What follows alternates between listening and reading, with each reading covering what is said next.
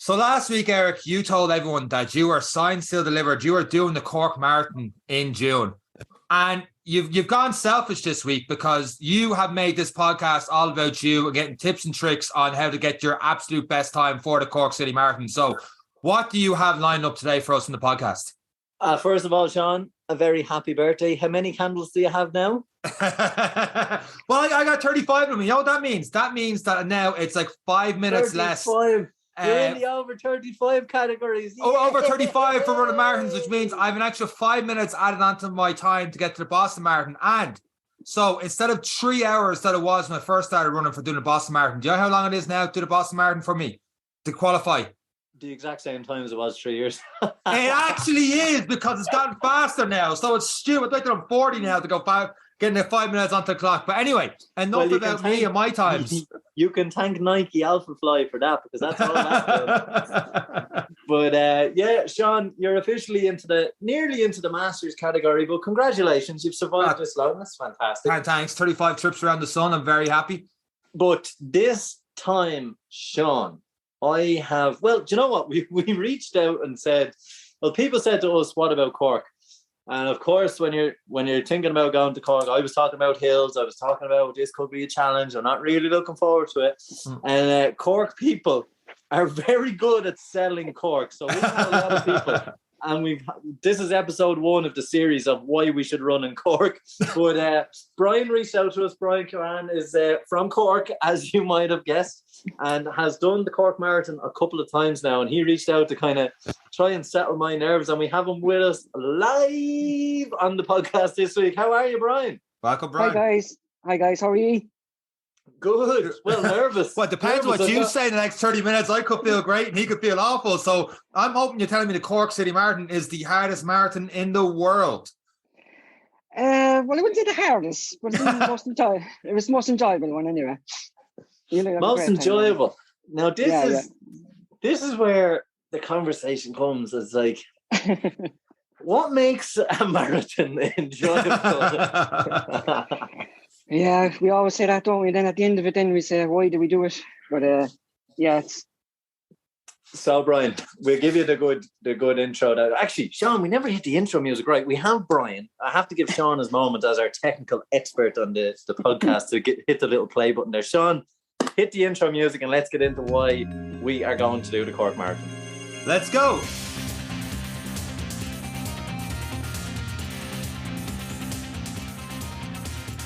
I had planned on doing an intro before Brian came on, by the way, and big him up big time, and then we had a couple minutes doing that in intro music and then save some of Brian's time. But no, you decided to go off the rails, and this one, Eric, and just hijack the show and do it your way. So, you keep asking the questions, and Brian going to try to keep answering them for you. No worries. No. It's about time we added some decent material to the show, and that's why we got Brian on. Brian, so this is going to be your what attempt at the Cork Marathon? This will be my 5th attempt. Ooh. So you've had it. If any, now I'm sure there's probably people like the Dublin Marathon who have ran the marathon every year since the marathon's inception. But a good 5th time is a decent time around the course. I'd say you know it pretty much street by street now at this stage. If I don't know it and I'm from Cork, I should be shot. Or I should be deported from Cork. to Tipperary or Dublin or something. So, well, I suppose I'm going to start. Have you ever done the Dublin Marathon? Only the virtual.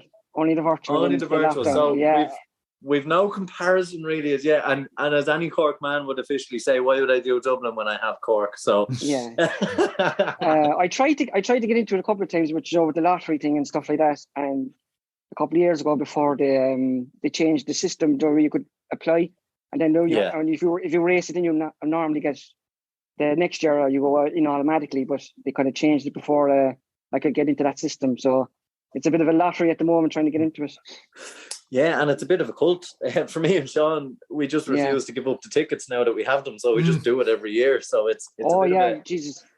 Yeah, don't give it up. even if I have to walk the first kilometre and then do DNF, I'm still showing it just to get me ticket for the year after. So Brian, it's like the Cork one when you're it's on your home patch. It's like, do you know what I mean? It's near to you. There's no traveling to it or anything like that. You know, it's just out the door and you're at the start line early. You know, that kind of Yeah, it's interesting. Sean has done a couple of different ones outside of Dublin. I've done Dublin, so this is very much a new one for me, and adds in a little bit of nerves. And as of today, I have 84 days to start training for a marathon. So I'm reducing it. But Brian, we'll talk back. Like, obviously, we're talking to you now. This is your 5th marathon. Bring us back to day one.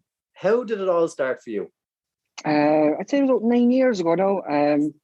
I just started running with a friend of mine there that we used to work with, and we just started doing small races and stuff like that. So we said we'd do the Cork Marathon in 2013, I think, whereas we were training for, but we ended up didn't do that. I don't know, was it one of us got injured or two of us got injured. So then you found the pub on the way to the start line, yeah. Brian. Don't be telling lies. And there's plenty of them there. So then 2013, left that off. Then 2014 we were supposed to do it. Sorry. And then it was we got injured, and then 2015, that's when I did my first one, yeah. So it was the following year. So I just kept running away, training away like that and stuff. So yeah, so 2015 was a good one, yeah. That was my first Did you just run it together in 2015, or did you go it solo? No, he had got sciatica, I think, or something like that. So he was really out for a long time. I think once he got better, he just didn't bother coming back running. He went cycling and stuff like that. Oh, that dirty cycling. We don't know. Yeah. Did you pick up the buzz straight away after the first one, or did you have a first one and you're like, oh, never again, and a couple of days or weeks later start thinking about, I need to go back now for 2016? Oh, I was straight up against, straight in. I wanted to do it again. Yeah. I always liked running. I was doing bits and stuff. I did cross country in school and stuff, but then I went off. I didn't do it for years, and so then I got back into running. So I like running. So I think I like the challenge, you know, that kind of way. I don't like the injuries, but I like the challenge. Now, you've picked up a couple of injuries along the way, and I believe 2018. Then your next marathon was your best time is 4 hours 26:02. Is that correct? No, my first one was actually my best. Oh, it was quicker. 4:20. Yeah. 2018 was 4:26. 2019 was 4:40 or something like that. I think anyway. That was a bad one. So I'm going backwards instead of forwards. But this year you're running it again, and I suppose, Brian, we mentioned that you are doing this for charity, aren't you? Yeah, doing it there for the Mercy Hospital and in memory of my friend and neighbour there, Aidan Flynn. And that's right. So Aidan passed away he lost a battle with cancer over the last 12 months, was it? Yeah, last June. Maybe June 21st. Yeah. And you're trying to get to €1,000. You're currently at 750. So fundraising has been going really, really well for you. Yeah. I'm not really pushing it as much at the moment, but there's friends and neighbours now like that, and the family next door, they've been getting most of the donations as well. So closer to the time now, I'd put a post up in work and stuff like that, and put more up on Instagram and stuff, and drive it on as I get closer to the date, you know. I suppose, like you, Brian, a lot of people get involved in marathon running. One, because of the challenge that it is, and a lot of people do it for a charity, or they do it for a friend, or they do it for something or other. And like, what do you think drives people like that to do a marathon? You know, having done so many and now picking one up for a charity, does it make it different for you this time? It kind of does in a way. It kind of just a bit more personal, and you know, you think of when you're suffering in the marathon, you kind of go, you know, you see the person that died when they were suffering, and you kind of go, you know, that kind of way. You just kind of say to yourself, you know, I'm lucky to be alive. You know, I can do this, and you know, you can, you know, that kind of way. You can just kind of grab onto that I suppose motivation and stuff like that drive to get you to do it for him, you know, in memory of him and stuff. So yeah, and it is fabulous. And I suppose like little things like that, when people show up, like I often have days like today where I was like, I won't go today. Let's make it 83 days of training for a Cork Marathon. But it's but it is stuff like that really drives you on. And I suppose it does prove the mental side to a marathon. It's just getting to that. I call it the hurt locker, Sean. I don't know what pet name Sean is. I like that. I like the hurt locker. Yeah. It's when you close the door on the locker and then you start to suffer a bit, and then you kind of catch yourself feeling sorry for yourself, and you do have that realization. For me, especially when it's, you know, a charity like for yourself that you're doing, it's like, you know, what am I giving out about? have a bit of suffering, stop being so soft and just get on with it. And exactly, it does bring out a certain, I suppose there is a lesson to it. I suppose there's a lot of people that benefit from when you run for a charity, the charity benefits, because obviously you're fundraising, but you benefit as well because you learn something about yourself. You learn a new level of suffering. You learn a new kind of understanding of how far you can actually go. And like a lot of people talk about it, like David Goggins talks about, the 40%. The minute you feel that pain, you're only 40% of the way there. And Sean doesn't really understand percentages, so he just understands it has to keep going. It's not wrong. And that's too much thinking. And getting lost in the mountains and stuff. Yeah, that's it. I don't understand percentages, maps, anything like that. I'm just gone. If it's just straightforward, I'm happy. Forrest Gump. That's why Galway was so great. It was just like lap. But a sixth time going around, I was like, I know what I'm doing now. He's lucky he didn't have to count with his toes as well. It's like a hamster on a wheel, just keeps going around and around and around. So it's the best kind of race. The reason you reached out was because you heard how scared and feeling sorry for myself I was after me giving a big talk about it. So talk me through it. Let's sell Cork Marathon. Now we are going to keep reaching out to people from Cork in the build up to this marathon, because we talk a lot about Dublin and we talk a lot about our other stuff that we're doing, and there are other great races around that don't have a lottery system that you can sign up to, you can plan. And let's be honest, the June Bank holiday weekend is not a bad weekend to be running the marathon. No, and they used to have it on a Monday in June before, but they switched it back to a Sunday, which was to attract more people in because you'd have the Monday off. And a beer on a Sunday night in Cork, who are we kidding? Yeah, exactly. So they used to have it on a Monday before, and people used to have to go to work on the Tuesday, and they wouldn't be able to enjoy it unless you have it booked off, obviously, and stuff. But I think they made a good choice by moving it back to the Sunday, and they kind of just switched the route around because there was churches involved and stuff like that, so they can't be running past churches and stuff, for mass scores and stuff. So that's what. You'll be picking up a different kind of water there during the race. With a holy water, So and they changed the start time then to 8:30 on a Sunday morning instead. So it's a way better. The 8:30 start is even better again. More time drinking a bit earlier. Yeah. And there's no waves. There's just 8:30 start line gone. Everyone goes at the same time. There's no waiting around. You're out the gap like. Absolutely amazing. So talk me through it. What's it like? Talk me through the phases of. I'm going to use this as gospel, and so is anyone else. So from the start, let's go. Talk us through the first 5 10K. What can we expect? So if I miss out anything, I'm sure other Cork people will get on and we'll get on to you about it. But basically, so you're starting on Partick Street. You're heading up Partick Street up to Dawn Square, Grand Parade, around by the South Mall, up South Mall, around by Parnell Place, by the bus station, and up Merchants Quay. You're back around on yourself. Then you're heading up towards the Northgate Bridge, up the Quays, up to Northgate Bridge, over the bridge, up Pope's Quay, I think it's called, and you're heading out towards Blackpool Village then. So you're out Watercross Road, you pass Heineken Brewery. So don't. That's going to be a hard pass. Yeah. So you pass the brewery there, into Blackpool Village and out and around, and you come back on yourself then again out on the North Ring Road, back into the city centre again. So that's all pretty flat there. There's no inclines at all there. So you're safe for the first 5 kilometres there anyway. That's even the music first music to my ears, because Dublin, the first 8 kilometres is benign, but you're climbing. You are climbing pretty much. So a flat first 5K in Cork. All right. Now, if you're lying to me, I sent you on the elevation, so I can't lie. Yeah, you did actually. You did. Yeah, I have it here. So first 5K was good. We're into Blackpool Village. Are the big crowds? Do we expect big crowds out? Yeah, Blackpool is very popular. Yeah, you could have a couple of bands and stuff like that, maybe out and stuff like that. So there's parts of it now where there mightn't be much supporters, but there's other parts then there's good lot. So there's pockets of it, you know what I mean? So you come back in from Blackpool into the city, up Horgan's Quay. Like the people that be on the start line, that are cheering you off, they can move across then and they'll see you at each point when you come back into the city again. So there's people moving. Brilliant.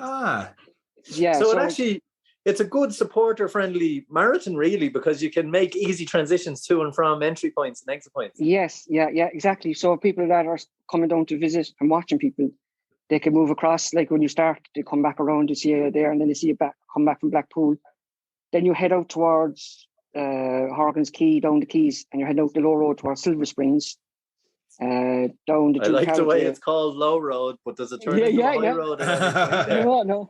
No. You head out there, Dunkettle, and you come up just a small ramp for the road, but you're heading down then into the tunnel. So you'll be going under the River Lee, the Jack Lynch Tunnel. So that's at about 6.5 miles, maybe 7. I think when you come out of the tunnel, it's about 7 miles.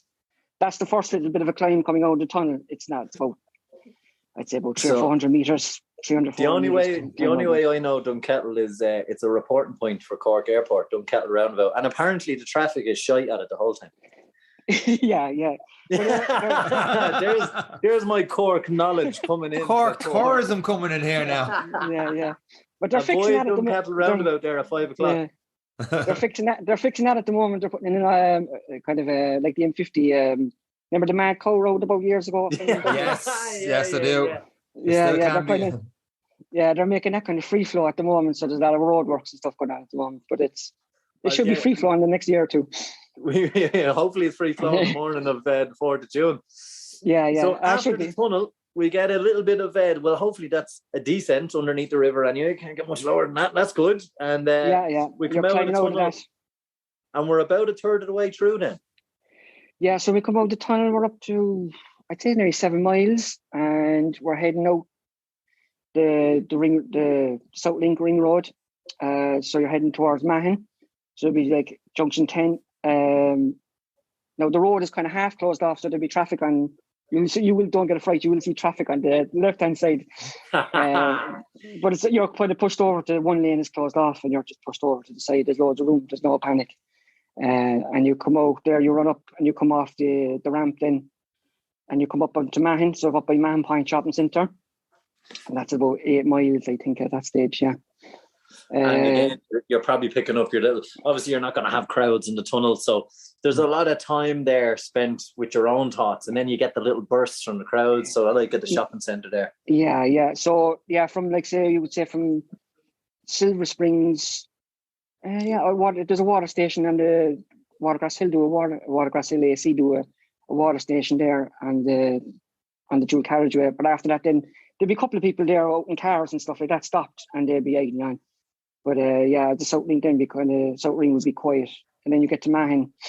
Now there used to be a relay part of it, but they're after scrapping it this year because of over logistics, trying to get people to the start of the relays. So there used to be kind of a bit more supporters at the relay points. Yeah. So I don't know what way it's going to work this year. Now they're introducing a 10K as well. So I don't know what way that's going to work out with the no crowds being at the relay points, but hopefully there'll be still people out supporting and stuff like that anyway. Brilliant. Yeah. I'm going to sign the missus up for the 10K so she can give a full review. She doesn't know about it yet, but I'm just going to sign her up now. Yeah. I'm already one step ahead of you on that one, Eric. She's signed up. So I don't know what the details for the 10K are at the moment. I know does it start before the marathon or after it? Because I know the half marathon starts at, I don't know, is it 10 o'clock or 10:30? At a different time. There's a half marathon. Yeah, I don't think there's a route for a 10K yet, actually, because she was looking into it. She said she couldn't find the route to it. Now, I don't think they decided on it. There is a 10K option, but they just haven't decided on the route yet. They're just making final. They're trying to figure out how they're going to do it. I'd say they don't want to be crossing over between the half marathon and the marathon people. There's going to be too much mixture going on there. But it's actually I know Dublin has the race series that builds up through all these milestones, and it is the quantity of people that are doing it. 20,000 people. I think it was 16 in the end. Did it last year, Sean, or 16 and a half? 15,000 out of 25 Yeah, it was something ridiculous. Yeah. But it was to run a 10K, to have the ability to have a 10K half marathon and a marathon on the one day in the one place is absolutely brilliant. Because it caters for all levels. It caters for everyone who wants to give something a go, and you're getting the benefits of the support and the buzz in the city and stuff. Because a 10K race, there's no buzz to them. They happen, they end, and everyone goes home. You know, like Yeah, a marathon's kind of like everyone hangs around and it's an hour long. So you kind of benefit, even if you're just taking on your first 10K, you're getting the benefit of a marathon crowd, I suppose, is the beauty of it. I think that's what they want to try and do. They want to try and encourage people to do the 10K, and then if they get a good experience, come back next year and then go up to the half marathon and then progress then up to the marathon. They're trying to get people. Yeah, they're trying to get people to do that, you know. And, now, if it was me, I'd just tell them to do the marathon and they can do all 3 races in 1 year. That is it. So, get it over done. So yeah, so we got up to about halfway. Have we met major hills? Any trouble? Anything I need to be kind of like, listen, Brian said, cool the jets at this point, or you're gonna suffer? No, like 9 miles. That's all downhill in around the estate. Down 10 miles, 11 down by the castle and stuff like that. That's all flat. You're all down next to the river there. So when you get down to the castle, you're back on kind of a river walk, a walkway, the Mahon, the Black Rock walkway. So you run up along there and you'll be running up towards, you meet the Rochestown Black Rock old railway line, and you're going to go onto a greenway there. There's only a bridge there. That's not even it's only a small incline, but that's at about 12 and a half, 13 miles. The half mark is coming up on the greenway there as you go down the old railway. So I imagine it's quite scenic. Like if we're running it is. along It is. Yeah. Like if the weather is good, do you know what I mean? It's beautiful. But like there's 1 year there, there was lashing rain. Like, and when you have your harbour on your left, and you hit that greenway, you get the full force of the wind and the rain there. Like, you know. So now we're talking. More of this, Brian. Last 10 miles, where's the hills? I know there's hills in Cork. Where are they? They're coming. It's absolutely brilliant. You ask a Cork person to sell the Cork Marathon, it sounds like the Miller Genuine Draft ad where your man's cycling down to the shop and then cycles down the hill back home. Like how's the Cork Marathon? Oh, sure, it's all downhill. I haven't heard of one hill. Yeah, the first half is, I'd say, the majority of the first half is all flat.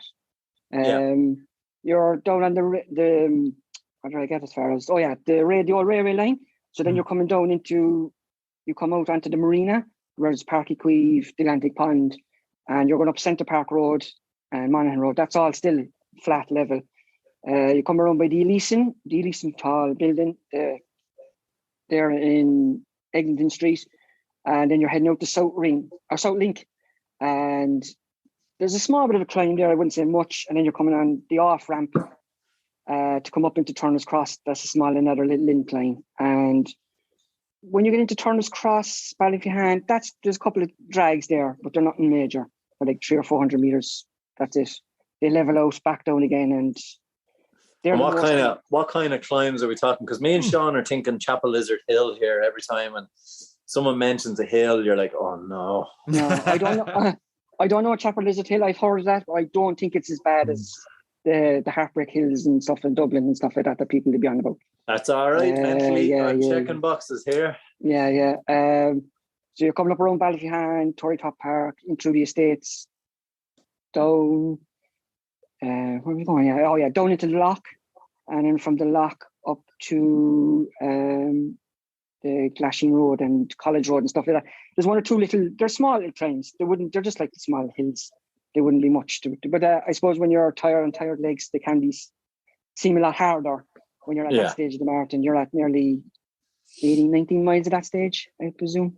Yeah. So you're nearly home and hose there. And then as you come into the last 10K, how do you look at the last 10K? Or is there, where in the point for you in the Cork Marathon, is it like, oh no, we're here? Yeah, the last 10K. Oh no! Here we go. Yeah. No, I'm just going to put on my seatbelt here, Brian. Yeah. There's not much hills. It's down in College Road. You're down into Farnley. There's a climb there. Climb up the Model Farm Road.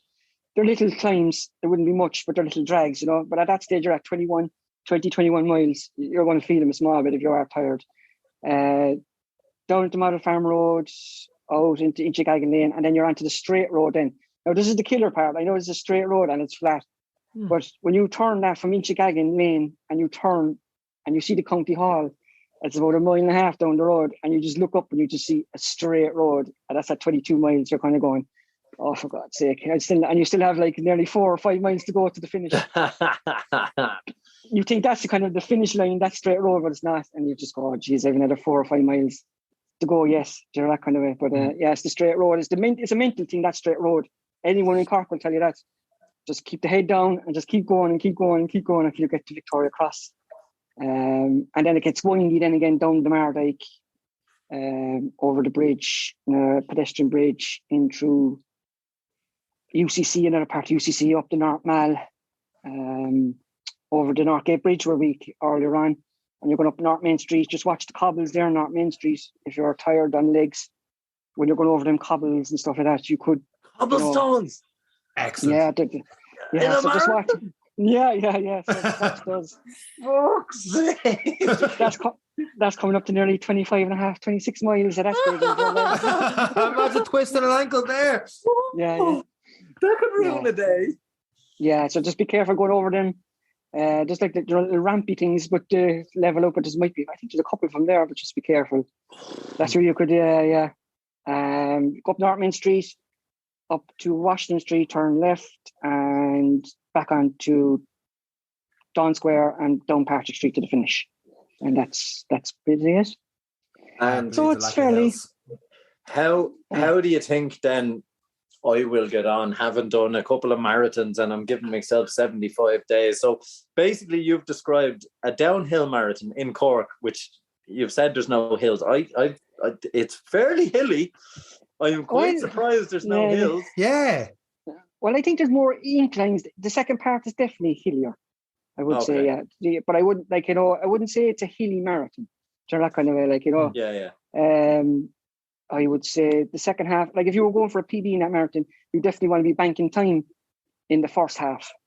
Like it wouldn't be a negative. I don't think it would be a negative. Yeah. And this is dangerous because usually Dublin, my mindset is take it easy. There's a long way to go. So in this one, you kind of have to go, right, we need to kind of not leave it all on the pitch, but kind of accept a little bit of a push for the first half. And as you come off that greenway, as you say, then we start getting into the nitty gritty and cobblestones and barbed wire and everything else the Cork's going to throw at us in the second half of the marathon. We can't make it that easy for you, like.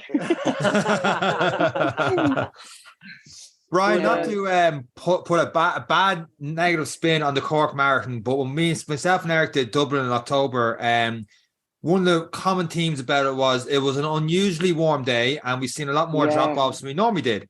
Now, you're doing the June bank holiday. I know with Ireland, sometimes it can be wet and miserable and stuff like that, but in theory, it should be hotter than it would be at the end of October.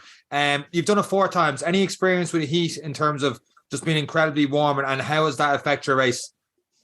The first time I did it, it was raining, so it was grand. I did it, and then the last 2 or 3 times, it has been very humid. No, it mightn't be. It's been very humid, so that can play a big factor in it, right? A lot of hydration stations, or in fairness, now they do. They have Lucid stops and water stops, and they have people on the marina. The boat club. They come up with sponges and stuff at about 14 or 15 miles. So you get sponges and all that kind of crack. Sponges. They're going to get some fright when they see me trying to eat a sponge. You guys are spoiled down there. Sponges, jelly snakes. That's it. They better cover it in peanut butter. Jesus, Eric. I'm going to try eat it. We can't eat that. That's not the kind of soakage I'm looking for that weekend down there. No. You'll be chewing on that for a while. My God. Sponges. You can get lucky with Cork. You can get lucky with Cork. It's either going to be wet and windy or it's going to be hot and humid. You just don't know with the June weekend down here. It's a bit of a lottery. I think I'd take the hot and humid more so than the wind and the rain now, to be honest, because heavy wet feet for 42 kilometers is not what I'm into. That mile and a half stretch with that wet and wind rain. As long as it's on your back. But as Brian's going to tell me, the wind's always on your back during the Cork Marathon. it blows in all directions down here. There's no escaping it. Very good. So And what is the big plan? So for us non-Cork folk who are coming down to the real capital, what's the plan for after? What do we do? Like we always go to Toners, or we'll move around, we'll end up in Burger King at some point, and we'll have a good time. What's it like after the race, or is the goodie bag good? Everyone wants to know what the goodie bag is like. No, the goodie bag isn't that really good, to be honest. I'm getting on to the Cork organisers. Yeah. Like I know now they're doing it. They're trying to keep the costs low, so I don't think it's. You get a T-shirt medal. The medals are nice. T-shirts. Then goodie bags might be a bar and leaflets and the usual things like that. Nothing to write home with. I never touch half the stuff from Dublin. Dublin's an absolute. There's a waste of stuff there. It's actually. I still have the press here. Same. They're gone off. Yeah, the Carlsberg Zero cans and just random biscuit things. I'd get rid of half the yogurts. Oh no, he's gonna get. If anyone wants a can of Carlsberg, that's the one I have. Any given run there now sponsored by Carlsberg Zero. Carlsberg, yeah. But you don't really need all kind of stuff. T-shirt, medal, you're happy out there. Is there a good atmosphere in Cork afterwards? Is it all about the marathon that weekend? Oh, it is. Yeah, there's a good atmosphere, because I think the day before there's a kind of an ocean to city race, which is kind of it's like a boat race. So there's good. I think there's a lot of people going to be around on the Saturday, and then on the Sunday as well, and then all the pubs of all the pubs then down in the city. And you should go to the Marina Market then if you're into the food and stuff. The Marina Market. Oh, I'm into food. Yeah. So there's a lot. It's like a food emporium, and there's a lot of choices down there. So I think you'd like that as well. The Marina Market is a good place to go afterwards as well. If you're going to Cork for the weekend, Brian, you're saying let's get down early on a Saturday, take in the other bit of crack that's going on, and enjoy it. Yeah. Get the body kind of moving. We say don't run, but a long walkish, and enjoy a bit of food, and it's all flat down there. It's all flat down there. Like. Just stay away from Patrick's Hill. That's where you go. I thought I was in Cork before, but I don't think I was after hearing this. I remember seeing a couple of hills somewhere down that area, but seemingly it wasn't Cork, because there's no hills in Cork. Patrick's Hill leads on the way up to Collins's Barracks there, doesn't it? You're right, yeah, that's correct, yeah. Like Cork, I've been made run up that with a few hangovers there when I spent a bit of time down in Cork. That's not nice. No, it's not. No. So that was my experience of Cork running, hence my apprehension of doing a marathon around it. Yeah. But Cork is hilly, but most of the marathon is on the flat, you could say. The north side, like if you're down the city and looking up, like you see all the hills around you. Like Cork the city's like down in a valley and all the hills. Because as you said last week, Cork Airport is up on a hill. It's up on a hill. So I know the airport and the barracks, both of them are up really big hills. And I was like, exactly, yeah. Oh, Jesus, no. No, we don't be running around any of them hills, so you're not too bad.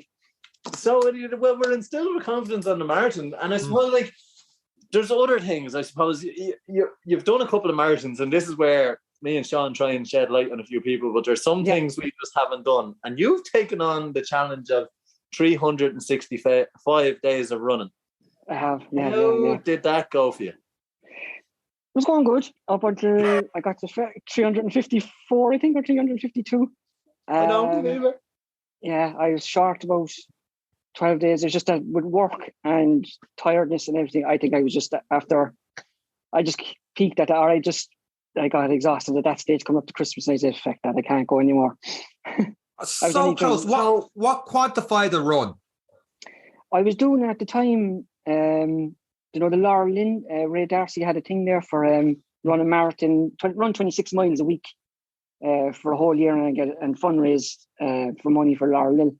So I did that as a challenge. So basically I was just doing 3 or 4 miles every day, just to make up to 26 miles a week. And I was just doing it. So I kept it going. I did it like normally in January, you kind of do these run every day January things. So I just kept it going in February and March. And so I just said I'd keep it going, see how far I could get. So I got as far as December, really. So it wasn't too bad. That's it. I said, how did you? I would have come down and dragged you out by the ears for 12 days for the sake. I know. I was just between work. I was helping out during the mornings, and I work evenings. So I was trying to balance between 2 kind of jobs at the time. And I was saying, I couldn't be. So I couldn't be doing the running and trying to do that kind of stuff like that. So I was just too busy. But I suppose that is, and look, I know we're slagging you. So, yeah. the bravest decision to make is the point you realize you're doing too much.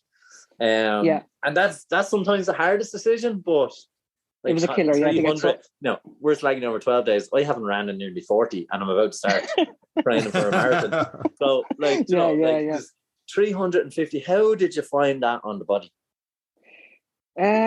Some days were hard. Like that's like that. You just kind of get out. Once you get out and get the run done, you come back, you're grand. It's just getting out the door to get the run done. That was the hardest. Finding the time, even though it might be only half an hour, 40 minutes, you're kind of going, do I have a half an hour, 40 minutes to do it? You know, that kind of way. And then you just get out and do it. Some days you'd run there before I go to work. I'd be like 20 minutes out, 20 minutes back, and that's it. Then off to work. But it just goes to show, I suppose, if you put your mind to it and you set yourself for kind of, you know, I have to do it. I'm doing it for a charity. That's what drove me to do it and keep doing it. And then you get to a point where you go, I'm after coming this far now, so I must keep going. Keep going. Until 12 days to go, Brian, you piece it. No. Oh, yeah. Jesus. Charity, Brian. So come here. Do you know what I heard? And it was only from looking through your stuff, Brian, 365. I was like, that's very difficult. Very, very difficult. And I only read your stuff as I was doing my deep dive into the life of Brian. And then I was, I actually heard of this. Have you heard of it, Sean? It's the 75 hard challenge. No. So there's this new challenge that's all arranged. Now, we talked about last week, Brian, you might have heard after reaching out to us, the 80-20 rule. We've talked about the 5x4 by 48. All these other different challenges. Yeah. But basically, there's a 75 hard challenge. Now, part of me is a little bit skeptical as to, like, you know, the reality of it. But basically, it's 75 days and you have to follow the daily rules, and there's 5 daily rules. If you fail at any point, you have to start again. I have heard of it. Oh, gee, yeah. So the rules are you need to follow a diet, no cheats, no alcohol. So already I've got problems, right? Not because of the alcohol. Not because the alcohol is what consists of cheat. So, like, is it you had a takeaway, you Chinese, you know, like you're not allowed to eat bar. Does that kind of Carlsberg Zero count as a cheat, Eric? This is my point. There's no alcohol. So what consists of cheat? So anyway, this is rule 1. And then you have to do 2, and this is why I'm asking you, Brian, 2 by 45-minute workouts per day for 75 days. How does that sound? No, I wouldn't do that. Not with my lifestyle anyway, or, you know, my busy second between work and doing school drop-offs, doing school collections. I need to sleep as well in between all this kind of stuff. So that definitely wouldn't work for me. I was very much on the same, right? And then you have to drink a gallon of water a day. So US gallons, I think it's 3.785 or something along those lines, liters. So you're just under 4 liters of water a day. And then you have to read 10 pages of non-fiction for personal development or non-audio books. And then the last one is you have to take progress pictures. So if you don't take a picture with your belly out on the day, you have to start again. Oh, God. No, who came up with this challenge? Huh? Who came up with it? I got shite by the sound. I think it's a TikTok challenge or something, is it? I'd say there's no takers in that challenge anyway, I'd say. No. Hold on, Brian, I'm not finished. So 3-day guess with respect. Why shoot? There's a medium and a soft level. And what people are being saying is, like, and it's something we kind of say is, like, the hard challenge is great, but it's not lifestyle realistic. It is your fad diet extreme. Yeah. You know, it's something that you're not going to keep up. If you do it, you're going to see operation transformation of the most extraordinary proportions.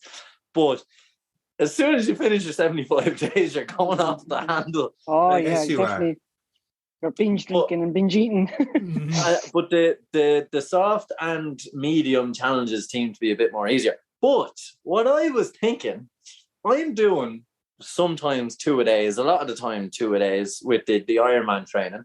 And then I was like, I did say I was going to read a book a month at the start of the podcast, and we're still on the way towards that anyway so far this even though they were Mr. Men books as I was going to bed, but we're still on the way there.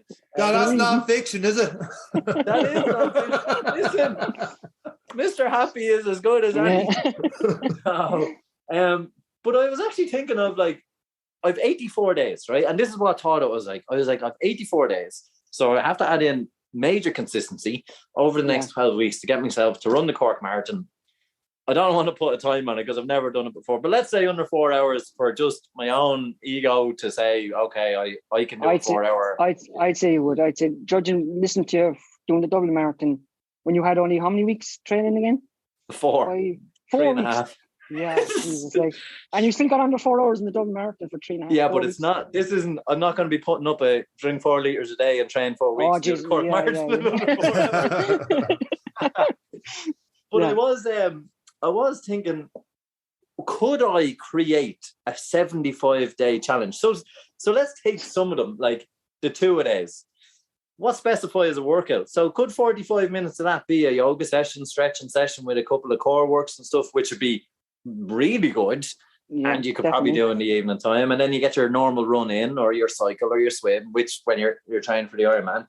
The drinking of 3.78 liters of water a day would be really difficult, I think. But if I can include milk and a few other bits and pieces, so we'll say fluids, because you're going to want a nice you're going to want a coffee. So if you have a coffee, there's 250 ml, because Sean's a coffeeholic and has about 7 of them a day. You're not wrong. So Sean's already drinking 3 gallons a day. So, but I do think there is some positives to it. But I wanted to ask you, Brian, because you've tried to do the 365. Try. Do you think it's realistic? I think it is. If you put your mind to it, like you have 84 days. So you say to yourself, I can do this, do my running, do my stretching, do my drink, my fluids, read a book. I think it's well doable. Like, you personalize to yourself. It's how you frame it, but I just think there's so much flexibility in this thing, and what the problem is people are posting, I failed the 75-day challenge, and it's like, why? How? Oh, because I only drank 3.5 liters of water a day. That's nitpicking, then, like. A challenge, though, Eric. Where are you going with this? It sounds to me like you're about to sign yourself up to a challenge before a Cork Marathon. But there's so much, like, the challenge is the challenge. I get that. But my point is, like, it's the problem I have with the challenge is you're building up a negative sense around progress. So if at some point you go, right, I didn't drink my 3.8 liters today, but I've done it for the last 40 days and then I get back at it tomorrow, like, that's really good. So you didn't do the challenge. Yeah. The challenge is the challenge. But like, what's a diet? It says follow a diet. Like, that's dangerous.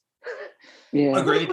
What if I follow a diet and they all come with a stipulation that says, contact a nutritionist before you start this thing. Then you go to the nutritionist, like, I'm going to do this 75-day challenge. They're going to go, you're an idiot. Like, no cheat meals. And they were like, oh, what's a cheat meal? And it's like the negative language. Like, I'd be of the favor of, I'm going to try and do 75 days where I don't eat unprocessed foods or something. Like something that is good for you in general, or good for a training program that's putting you on a healthy path and making you learn about foods and stuff. So I'm thinking, Sean, I might investigate some sort of challenge where I'll put it up and I'm going to try and stick to it. But it's going to be the Irish 75-day challenge. With Paddy's Day right around the corner, God knows what that's going to be. Paddy's Day is going to be the start of it. In 7 days' time, that's gets us up to, pretty much just after Paddy's weekend. It gets us up just after Paddy's weekend.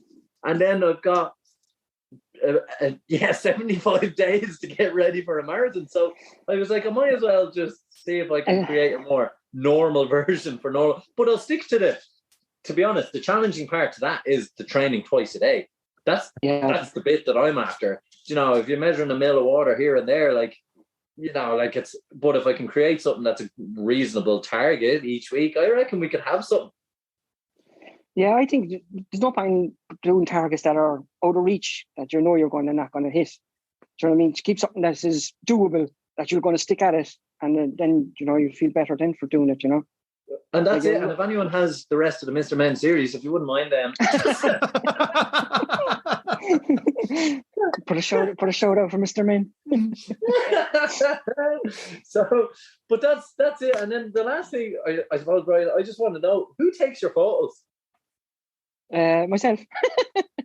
Yeah, there's a few of them that it's definitely not you taking it, because one, you're not smiling, and two, you look like you're in a world of hurt. Is there someone that comes out and takes the occasional photo of you? Which ones are they? They were the marathon ones, no? Hold on, I'll go back onto the Instagram and have a quick Jesus, oh Christ. I just thought there was someone absolutely dedicated in the background that had come out on the Sunday run and take a photo of you. No. Brian, that's really hurting. That's me real. That's the real me. That's not Instagram. That's reality. Well, he's going to stalk your Instagram again. If anyone's listening to the podcast that is on the fence about doing the Cork Marathon and is unsure about it, why should they do it? Oh, it's a way. I would just say, as I just said in the thing there, it's just the best marathon around. It's just easy. As in start times. There's no drama at the start, waves or anything like that. It's if you get a good day, it's the scenic routes or whatever like that. There's a lot, and it's the crack afterwards as well, between the pubs and the food. Like they say, Cork is the food capital as well. So you have loads of choices of restaurants and all other places as well. Like so, yeah. It's just a beautiful marathon, and especially when it's your home marathon as well like that. It's just so easy just to rock out the door and up to the start line and off you go. So yeah. And you'll have a good time down here, I'd like. Well, we hope so. And try a tie fecked us over a little while with traffic regulations, so I'm bouncing on them for this June bank holiday weekend. They'll be starting. You quiet that time. Yeah, we're going to do the Cork Marathon this time, so try a tie. Thanks very much. We might see you next year. But it's so hopefully we see you there. Brian, if you're all right with it, we might check in with you a little while to go. And see how it's going. And no doubt we will meet you, and I see you do run with a good few people in Cork. You have a lot of running buddies down there, and obviously a big shout out to them for keeping you going through everything. We had a group going right, but before COVID, and then when COVID hit, everyone kind of obviously we couldn't meet up, so everyone's kind of gone their own ways at the moment. So it's a bit hard with people trying to get people back together again, with people injured, working, and all that kind of stuff like that. So yeah, but it's still a good crowd. We still meet up at races and stuff when we see each other and stuff like that. So. There's a good crowd down here. The podcast is an opportunity to call them soft, and we'll allow them listen, Eric's coming down from America because he is on June 4th, and they better do a half marathon. I tell you what, Sean, we better get a commission from Cork Marathon for this one now. That's it. You have to get on to. Yeah. This marathon is so good. It defies gravity and logic and everything. It's all downhill. It's easy. It's relaxed. It's phenomenal. Are you going to do it, Sean? I'm social media guy that day. He won the coin toss. He's doing it this time. I've my own run 2 weeks beforehand. So if I do my own run right 2 weeks before it, I'll be in no condition to do Cork. But I'll be down there. Herself be down there doing the 10K as well. So looking forward to head down and enjoying the Marina food market afterwards, or beforehand, or during it. Yeah, I'll try and take pictures the next day. I'm out running down there, and I'll send them on to you. Brilliant. And we'll keep throwing them up in our stories in the build up to it. But in fairness to Sean, I'm usually the one on the sideline watching Sean do all the hard work. So it's about time I got my fat arse in gear. So yeah. I was just going to say to Sean, he could do the half marathon and still see you off at the start line, then go over and do the half marathon, and then catch up with you in the marathon, because the half marathon runs into hero. the. Brian, I think we're out of time in this week's episode of the podcast. So I just leave that point with you there, Eric. So you can we'll let him prod me with that one over the next couple of weeks. We'll see what happens. And on that bombshell, we'll draw this episode to a close. Brian, thanks so much for coming on. Thanks a million. And thanks for listening every week. And thanks for reaching out to us and giving us all the advice on Cork Marathon. And hopefully, those listening or those who haven't considered, we have 84 days to Cork Marathon. There are still tickets. The reason I know is I have to buy mine and after this podcast. And get going, get out the revolution. God. But we will be down, and but hopefully we'll encourage a few more to get involved, even in the 10K and the half marathon as well. Exactly. Yeah. It's going to be a special day. Myself and Sean will be down there. Brian, looking forward to meeting you, and hopefully we'll we'll meet. Yeah, we will. Yeah, perfect. We'll arrange something. We'll try and meet afterwards. That we won't be too tired or anything. But sure, we should be okay anyway. Yeah. Keep the pub crawl within a kilometre. That'll be all right. But anyway, that's it. Yeah. And that's it for us this week on the Any Given Run Day podcast. I said I'd do the outro because Sean has been average this week. So we'll complete this takeover and say thanks very much for listening. Brian, thanks again. Shawnee, any last words? Bye.